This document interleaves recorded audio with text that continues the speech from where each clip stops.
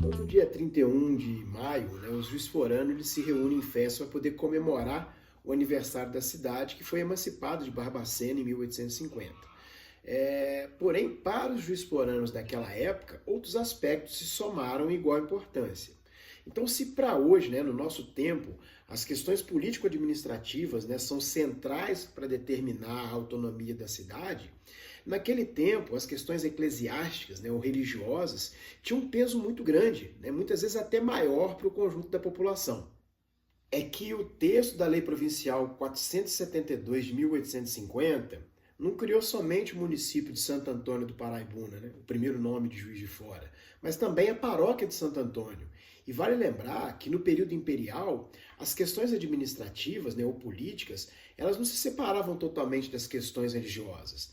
Daí que um dos símbolos de poder temporal era o surgimento de templos, né? E para isso basta a gente lembrar daquela imagem impregnada no nosso senso comum, em que a gente observa muitas vezes nos pequenos lugarejos, em que eles se desenvolvem sempre no entorno de uma igreja e do seu adro, né? Que acaba se transformando numa praça.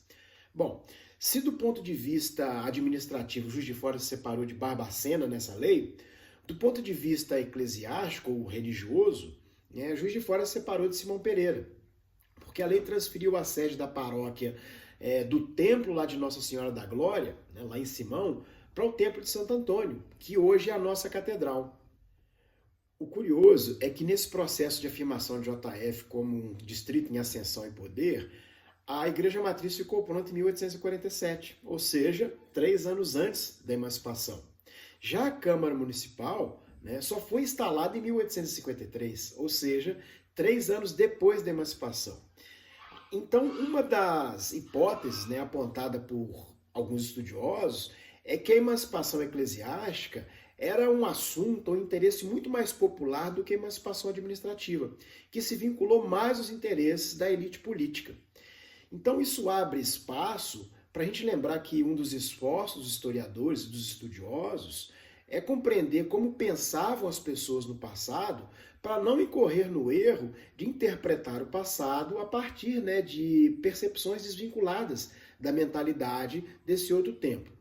Então agora, quando você pensar no feriado do dia 31 de maio, lembre-se do que muito importava para os nossos conterrâneos do passado. E que a antiga matriz pode ter mobilizado muito mais interesse e esforço do que a construção daquele belo prédio da nossa Câmara Municipal.